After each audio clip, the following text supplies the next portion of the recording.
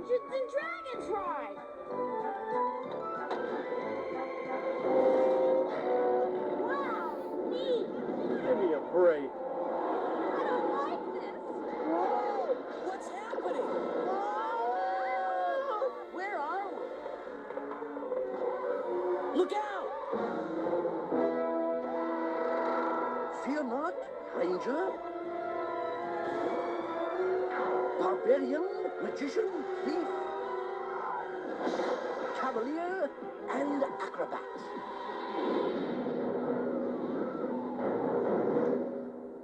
Who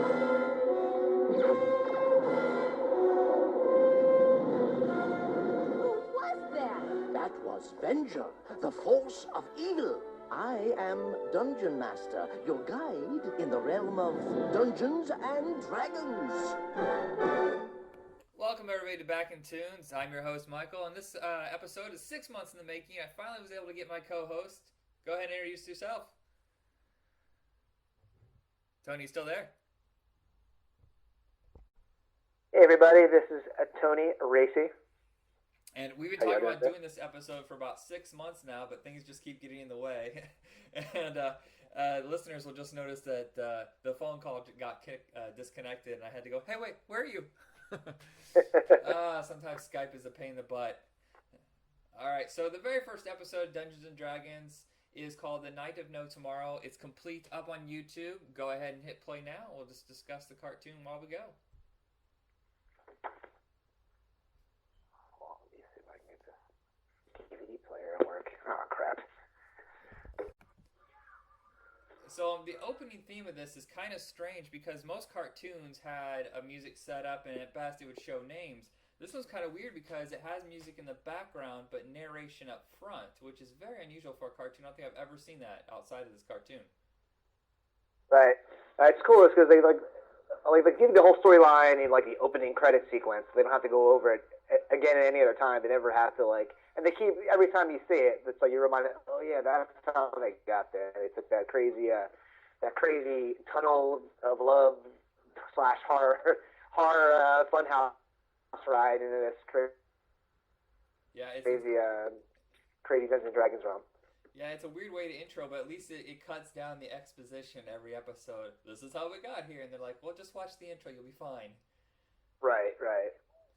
Oh, wow, I didn't realize the writer of this, Mark Evanier, he would go on to do a bunch of cartoon and comic book work, and in fact, he's kind of considered the expert on modern-day animation. Wow. Like, if you watch any sort of, commentary track or behind-the-scenes on Looney Tunes and Disney and stuff like that, his name is almost always there. Really?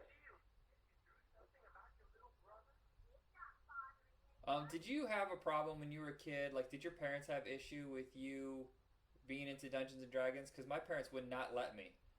Well, the thing is, I didn't really have any the friends I had were younger, but I lived in low-income housing apartments at the time, and there was no other kids. If there was any white kids in the area, no one was playing Dungeons and Dragons, and you needed multiplayer to play it. The reason I like the cartoon so much is I didn't have to buy the game and try to track out friends who were a little older than me who knew how to play. And then I wish I would have been into the game, but I just was this was as close as I can get to it. So I had no idea how close the game was to the cartoon, or if it was. I'm pretty sure it was nothing like the cartoon. No, but have you played D&D since? No, I just never had a chance to. It's never come up. Yeah, I don't know if it's indicative of the area I was from. You know what I mean? Suburban Philadelphia, how the kids are into it there or whatnot. Or if they were, I didn't know them, But I think it was certainly. I think it was certainly bigger, either farther northeast or further west. Kids were certainly more into it. When it was going around, I think it was around 5th or 6th grade, the cartoon I think was over by then, and I was talking to some friends at school and they were into D&D, and I'm like, oh, I gotta play that, and I was telling my mom about this, and she was like, oh, no, you are never playing D&D. Some kids killed each other because they were playing D&D. Do you remember that? Some kids were playing D&D for real? I forgot the whole occult angle, how people got so fired up about things like that in the 80s. Whether it was listening to heavy metal music or something like that. I totally forgot about that, all that occult nonsense and the paranoia parents had with all that kind of stuff. I think in my area people are less afraid of that and more afraid of like actual actual crime that can Yeah. happen. You know what I mean? Like drugs, etc. Yeah, where you Gun grew up violence. and where I grew up are totally different. The town that I grew up in was fairly conservative, and then I moved to another town that was bananas on like religion. It was literally called the City of Churches, and it's the kind of town that banned the Harry Potter books because they thought it was promoting satanic works to children. God, that's It ridiculous. is ridiculous. But yeah, they wouldn't let people play D&D. It's during that whole era of what I call satanic panic. You couldn't listen to heavy metal. You couldn't do any oddball stuff. You couldn't be strange in any way, and you could not play D&D. So the best I had was this cartoon. I mean, it's still totally the wrong way to go about it. If you want to diffuse a situation, just act like it's like, go ahead, check it. It won't do anything, won't work. So of course that made people want like, oh yeah, it'll give me satanic messages. Well, now I gotta hear it. And then of course, like that's just horseshit. It's not doing anything. That's crazy. What's everybody so worried about? Yeah, it reminds me of what's that movie, The Gate? Do you remember that one where he Oh, opens the portal to yeah, hell? was that Steven, a young Steven Dorff? Yeah, that it always reminded me of that, and then I became terrified of anything slightly connected to Satanism. So yeah, I never even went near Dungeons and Dragons. That used to be on HBO like all the time. My friend had the HBO up the street, and I used to watch it all the time. And it was like these little gray goblin creatures came out, and like, super creepy. Yeah, Like, I think I rewatched a few years back. I'm like, oh man, like the CGI or CGI in this is terrible. How was yeah. I? Well, How was I it was scared of stop this back it was then? stop motion animation. I still think stop motion can be kind of unnerving if it's done right. So D&D, the cartoon is the only thing I was allowed to watch. I got to play Dungeons and Dragons. I think it was either in 8th grade or really early in high school. And by the time I got done playing it, I was like, that sucked. Now I know that probably Really? burns some bridges right now to some of the listeners because they're hardcore D&D fans. But I do not have the attention span or the ability to follow rules very well. So it's the kind of game that just tortured me. Yeah, I mean, you really have to be I guess, into the structure of the game. Then you got to have a decent imagination, and yeah, if you have ADD, playing a game like that, it's really tough. Oh You yeah. really have to focus.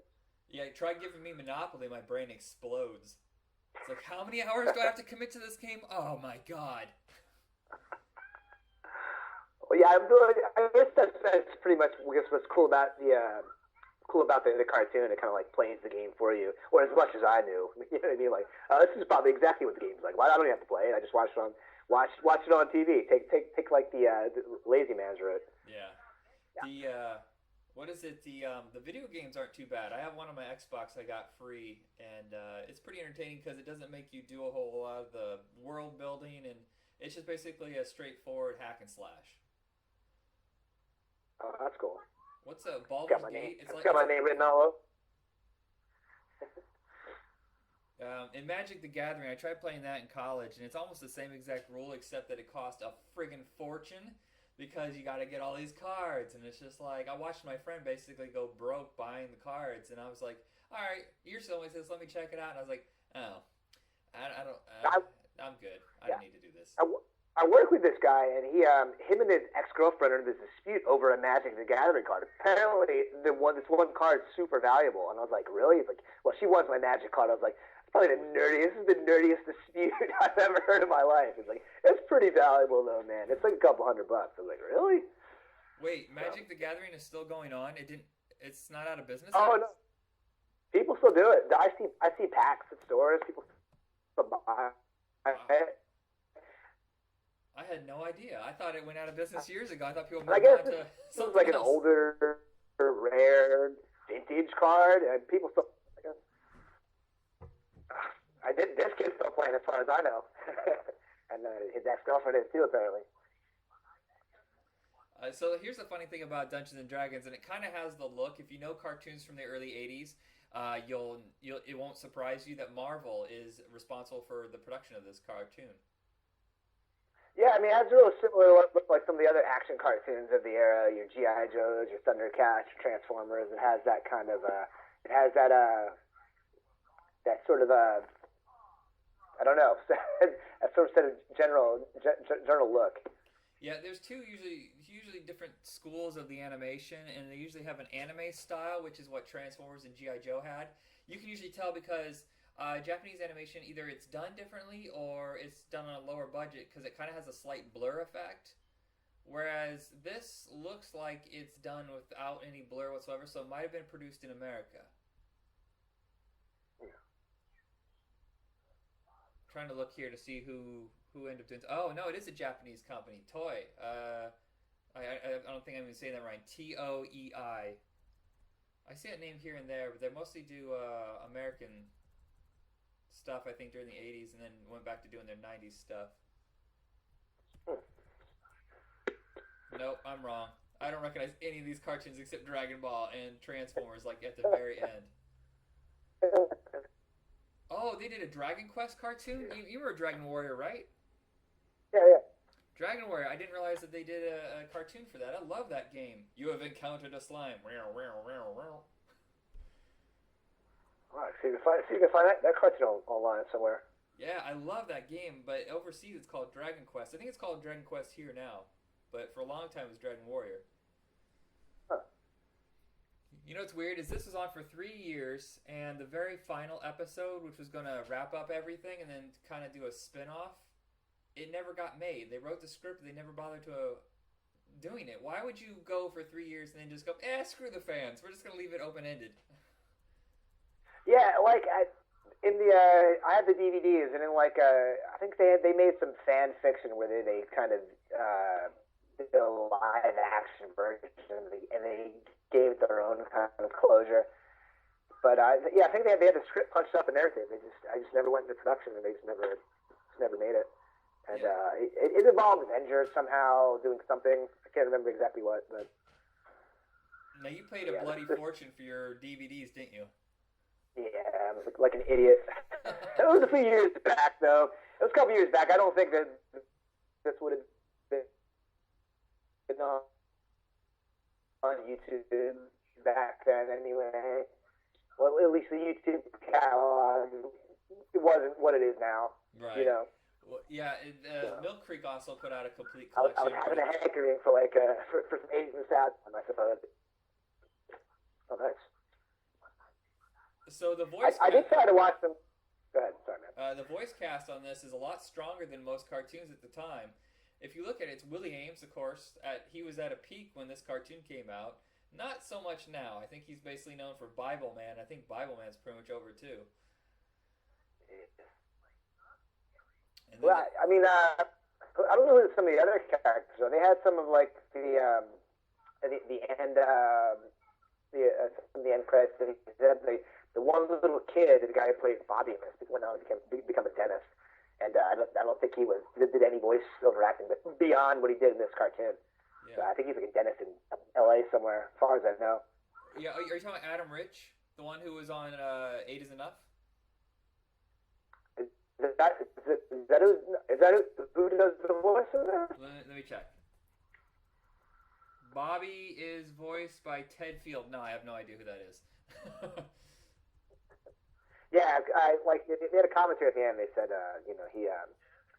he went on to become a dentist. That was like one of his proudest moments, like what he did when he was like 11 years old. So he actually is an 11-year-old playing, I think, an 11-year-old in this cartoon. Which is extremely rare, because except for this and like the Peanuts, it was always like, let's just pick an older woman who can do a little boy's voice. And then Donnie Most, who was Potsy, right, on Happy Days? I think that's who he was. Yeah, Donnie Most. I'm pretty sure he played Potsy. He plays Eric the Cavalier, yes. And then Adam Rich played Presto, and he was on 8 is Enough. The rest of them I don't recognize as actors. Most of them just do voice works, like Frank Welker. From Happy Days, right? Right, he played Ralph Mouth. Yeah, he played Eric the Cavalier, and I was saying Adam Rich. He was the one from Eight Is Enough. He played the youngest boy. He was Presto the Magician. Okay. And Frank Welker, he is in almost every single cartoon you can imagine. He played the Unicorn, which is, in my opinion, the Unicorn is the most useless, annoying character in the whole series. Yeah. He's definitely the Jar Jar Binks of this cartoon. There's no reason for him to be here. Well, it's like Cringer and He-Man and Orko and Orko was in. Ah, darn it! No, Orko was in He-Man. Actually, Orko. Oh wait, She-Ra. Yeah. Right?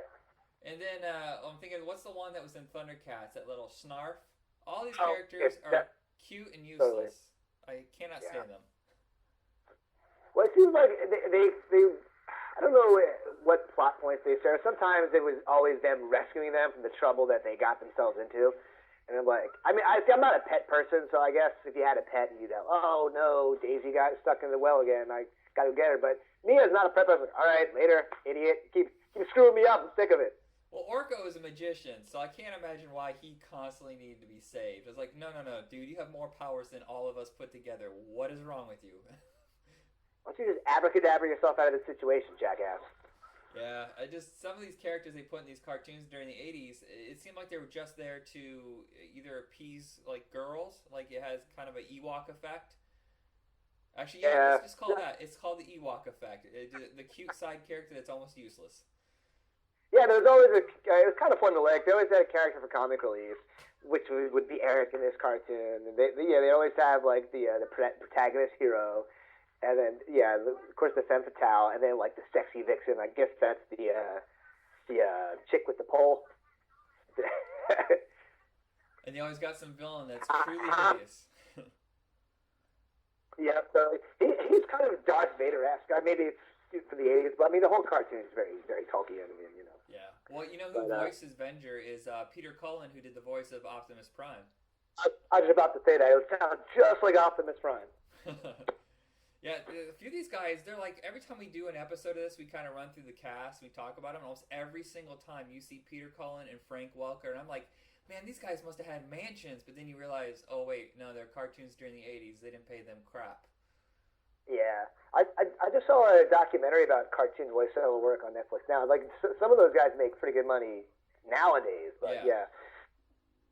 Back in the 70s and 80s, yeah, totally. That was just kind of a job. just kind of something you did to make ends meet.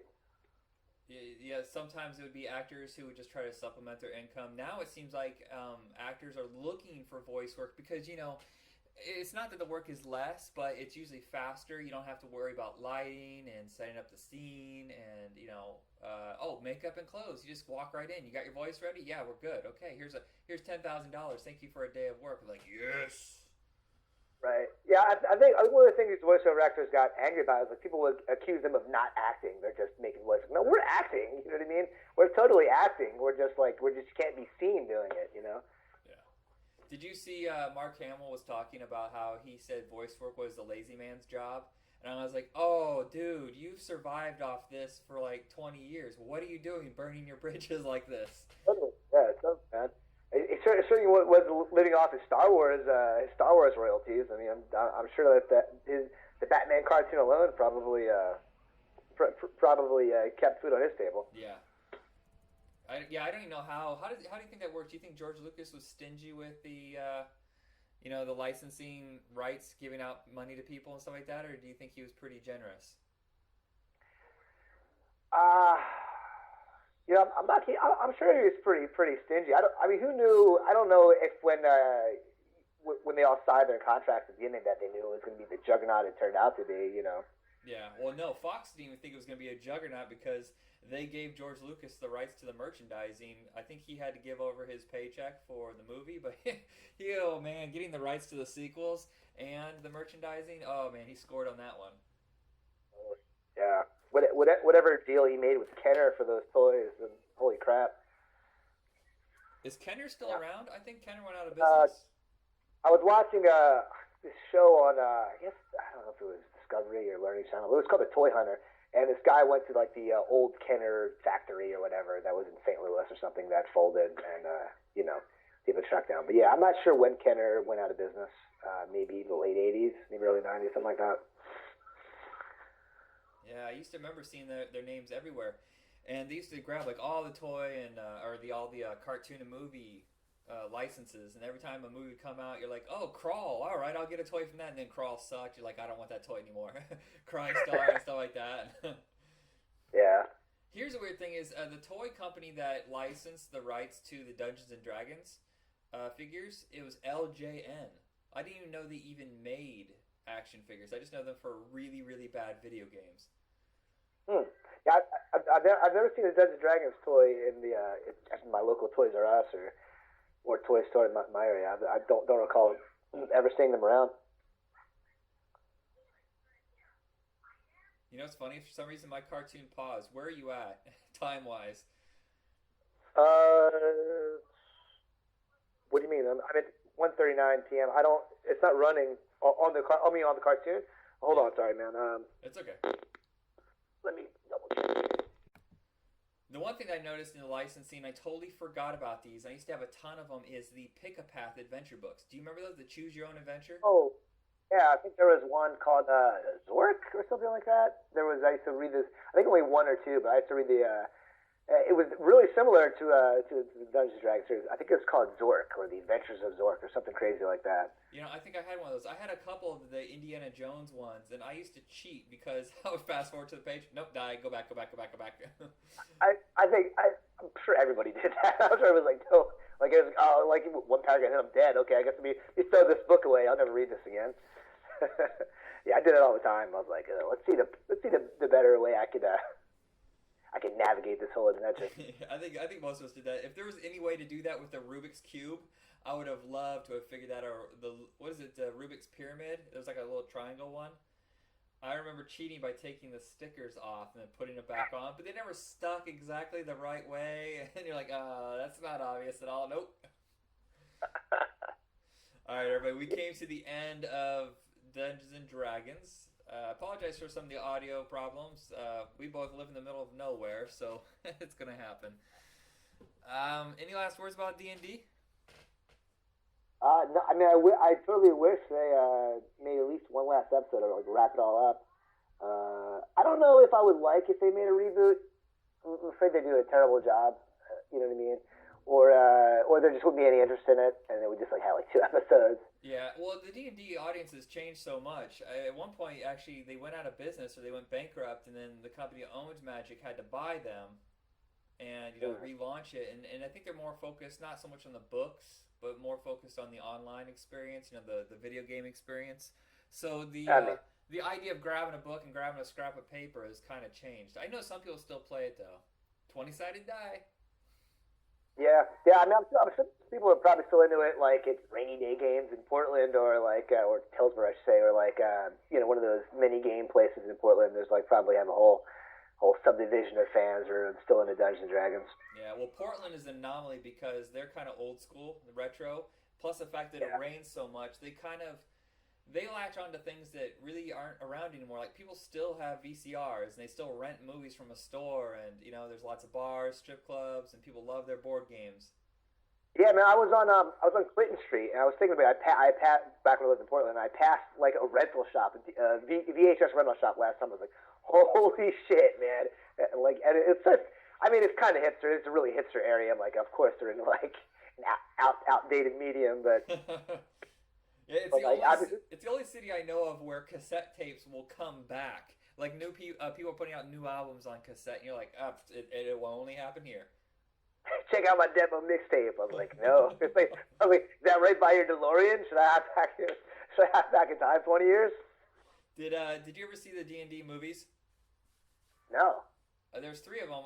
One of them was with Marlon Wayans and that girl from American Beauty. I can't remember. It was kind of a big budget affair. It was like $35 million. Oh, Jeremy Irons is the villain. You never saw that one? No. What the hell? Yeah, it came out right before Lord of the Rings. You know how sometimes that happens when a big movie's coming out? Oh, yeah, I remember now. Yeah. I totally remember when that was out. Totally. I never saw it, but I do remember it being around. Well, since you haven't seen it, I'll say real quick to the audience, I would say the first one has a couple of the moments where you're like, oh, it's just like the game. This is just like the maze that I played. But Marlon Wayans is treated basically like a servant. You know, he's a minstrel, so it's pretty racist, and it's kind of stupid. The second one gets it right. It feels exactly as if you had taken the concept of the game and put it into a movie, but it's so much more low budget. Like, the first one's like $40 million. The second one's like $10-12 million. And then the third one, the final chapter that was on Sci-Fi Channel, looks like what Sci-Fi Channel puts on the air now, if you know what I mean. Like, low-budget garbage. Like Sharknado. It's that kind of... So only watch the second one if you want something that's close to being what you expect out of a D&D movie. Nice. I'll definitely have to go check that out. Yeah, I've never seen... There's a couple animated movies, but I've never seen them. Huh. What were you going to say? I was up to that would have to be on YouTube as well, would it? You know what? They are on YouTube. That's where I found it, because the third Dungeons & Dragons movie only aired on Sci-Fi Channel, I think, twice. And then it's never been put on video. It's never been aired again. So, you know what? Fair game. It's something like that. Go ahead and find a bootleg. Yeah, I think all three of them are up on YouTube.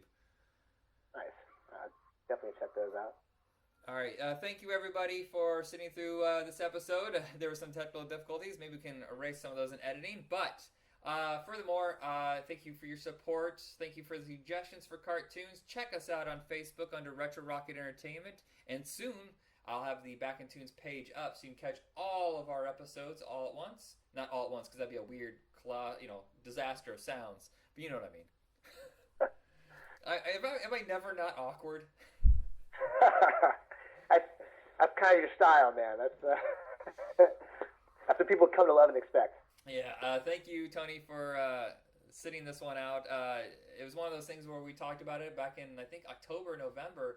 And things just never lined up. It was my fault, man. I'm up all night. I had a job where I was up all night, and I'd be awake for maybe 2 hours during the day. And when I was awake, I was like, oh, this world sucks. And then just fall back asleep. Life totally got in the way. Yeah. All right. Yeah. I guess I'm going to sign off now. Thank you, everybody, and have a good night. All right, man. See you. Thanks for having me.